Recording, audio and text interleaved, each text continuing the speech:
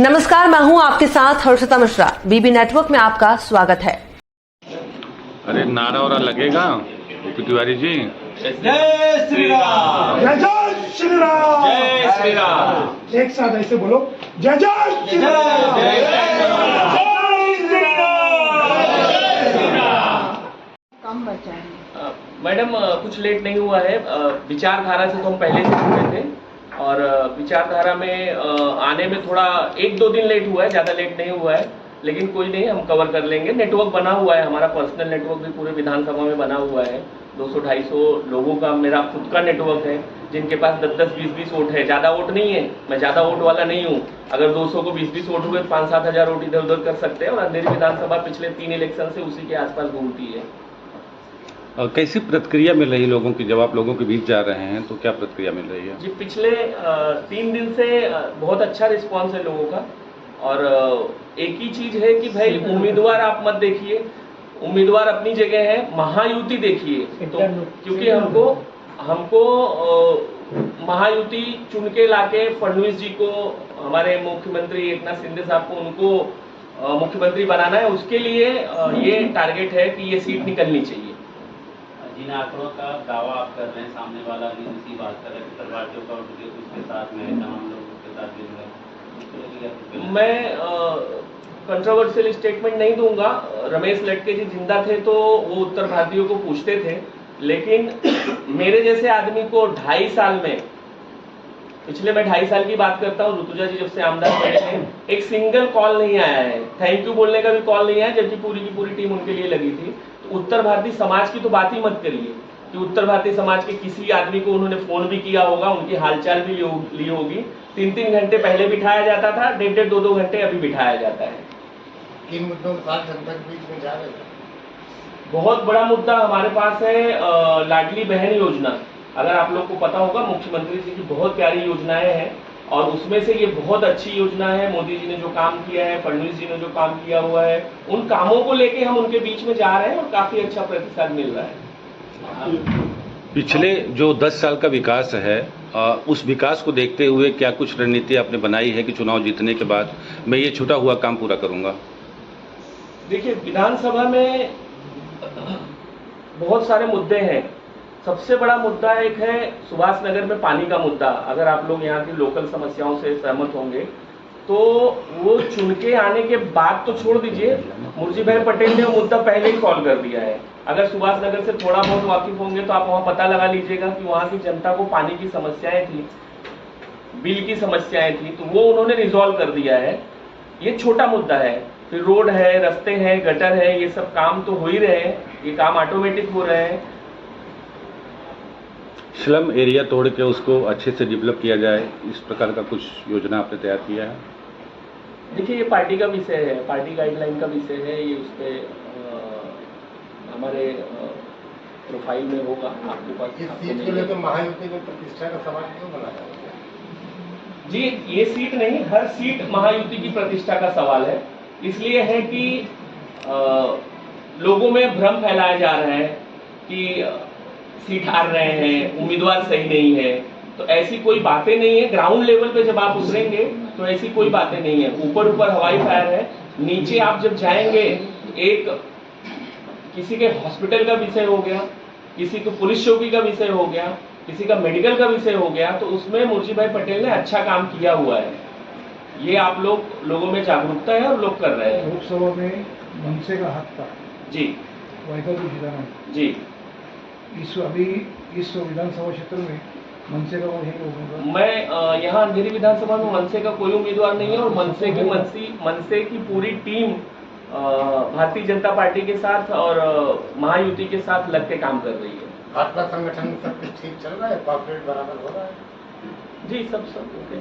अच्छा, लोकसभा चुनाव में एक जवाब दीजिए। लोकसभा चुनाव में मुस्लिम और महाराष्ट्रीय सपोर्ट उद्धव ठाकरे की तरफ ध्रुवीकरण हुआ था। मैं आप कैसे दावा कर रहे हैं? मैं वही बोल रहा हूँ। आप लोकसभा का, अगर लोकसभा के चुनाव का अंधेरी का गणित देखेंगे तो 68,000 वोट ही मिला हुआ है। 10,000 से ये ऑलरेडी पीछे है। 10,000 से महाविकास आघाड़ी अंधेरी विधानसभा में पीछे है, यानी 10 की लीड तो कंफर्म है। अब वो 10 से कितना बढ़ेगा वो अभी देखने का विषय है। सर आप जैसे दावेदारी कर रहे हैं उत्तर भारतीय सारे आपके साथ हैं जी। चुनाव विकास आघाड़ी भी तो कर रही थी सर हमारे साथ है। देखिए आप उत्तर भारतीय समाज हमेशा से बीजेपी के साथ रहा है और वो बीजेपी के साथ ही रहेगा। दावेदारी ठीक है, दावेदारी का रिजल्ट तो 23 को दिखेगा। बट पिछले जैसे इलेक्शन हुआ था सर तो उस टाइम भी उत्तर भारतीय भी शिवसेना के साथ थी सर, गठबंधन जब सरकार थी।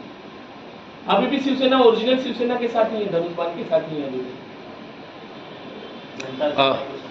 क्या अपील करना चाहेंगे? जो भ्रम है लोगों में, अगर कुछ भ्रम है तो उसको लेकर के अपने मतदाताओं से क्या अपील करना चाहेंगे? जनता से मेरी एक ही अपील है कि आप लोग बढ़ चढ़ के मतदान में हिस्सा लीजिए और महायुति उम्मीदवार मुर्जी भाई पटेल को जिताइए, जिता के लाइए। देखिए जीत तो रहे ही हैं, 10,000 की लीड है, लीड काटना खाने का काम नहीं है, तो बढ़ चढ़ के 10 से 15,000 20,000 की लीड करके जिताइए, यही जनता से उम्मीद है, लोगों का काम होगा। अभी अभी आपने कहा कि कैंडिडेट का नाम खराब किया जा रहा है, तमाम र्यूमर उड़ाए जा रहे हैं, तो ऐसा कौन कर रहा है, किस लिए कर रहा है? देखिए विरोधी हैं 10 साल से, अगर कोई काम कर रहा है, मुर्जी भाई पटेल 10 साल से ग्राउंड पे, उसके पहले एज अ कॉर्पोरेटर और उसके बाद एज अ MLA पिछली बार भी लड़े थे, तो लोग र्यूमर तो उड़ाएंगे, लोगों का काम है, वो अपना काम कर रहे हैं और हम लोग अपना काम कर रहे हैं और लगे हैं हम लोग। भाजपा के ही कुछ लोग मुर्जी पटेल को हराने में जी जान से जुटे हुए हैं, उस पर आप क्या कहना चाहिए?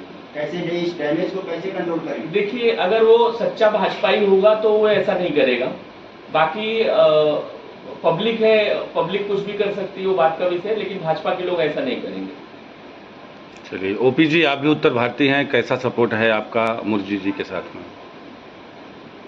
उत्तर भारतीयों का जो लेखा जोखा है इस ऐसे शासन इस विधानसभा में अंधेरे के सब मुर्जी भाई की तरफ में है और लोग चाहते हैं कि मुर्जी काका जीतें और अच्छे मतों से जीतें और इनके जीतने से इस क्षेत्र के लोगों को बहुत फायदा होने वाला है। जैसा कि सुभाष नगर में पानी की समस्या, शौचालय की समस्या, रोड की समस्या, वहाँ पर एक रोड पिछले 60 वर्षों से 60 या 65 वर्षों से रुका हुआ था, वो मुर्जी काका ने खुलवा के दिया।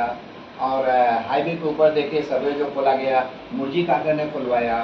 और इसी प्रकार से काका ने फिल्टर पाड़ा में आप जाके देखिए जहाँ पर मुस्लिम क्षेत्र के लोग हैं, किसी से पूछा ही नहीं कि आप उत्तर भारतीय हो, आप मुस्लिम हो क्या हो। जिन जिन लोगों ने उसकी जरूरत समझी, जिन्होंने वो फॉर्म भरा, सारे लोगों को महाराष्ट्र सरकार ने उसका फल दिया। उसमें कुछ जैसे आधार कार्ड है या कुछ बहुत सारे ऐसे उत्तर भारतीयों के पास नहीं है, राशन कार्ड है नहीं, तो उसकी वजह से भी बहुत सारे मैंने ऐसा सर्वे में देखा है कि रिजेक्ट हुआ है।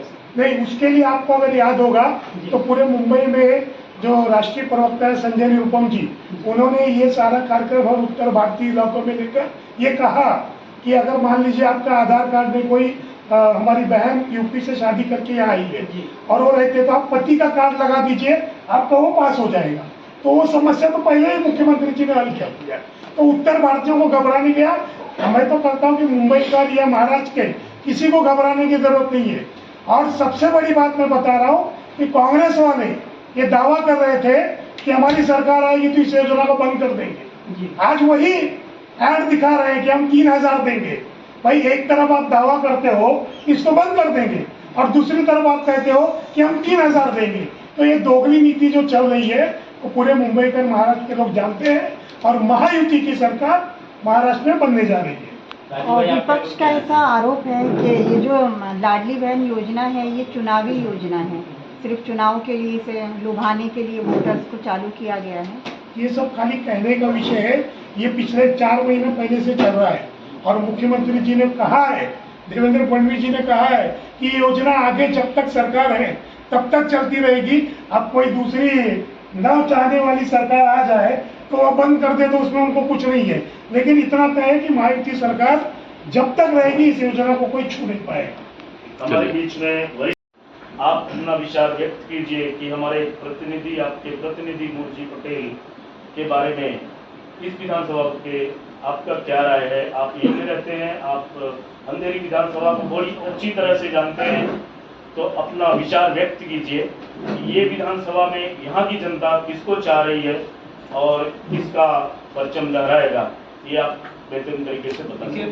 पत्रकार होने के नाते मैं अपना ऑब्जर्वेशन बता सकता हूँ। कुछ दिन पहले मैं जो है एक रास्ते से गुजर रहा था और 8-10 साल के कुछ बच्चे थे जो धनुष्यबाण का झंडा शिवसेना का और गले में शिवसेना का जो पट्टा होता है वो बांध के जो है चिल्लाते हुए नारा लगाते हुए जा रहे थे कि मुर्जी पटेल आगे बढ़ो, हम तुम्हारे साथ हैं। इसका मतलब ये है कि अंधेरी विधानसभा के बच्चे बच्चे मुर्जी पटेल के साथ है, तो मुर्जी पटेल की जीत पक्की है। और कोई इसी पर कोई प्रश्न उत्तर? एक मैं आप लोगों को और उत्तर दे सकता हूँ जो प्रश्न हो चुका है।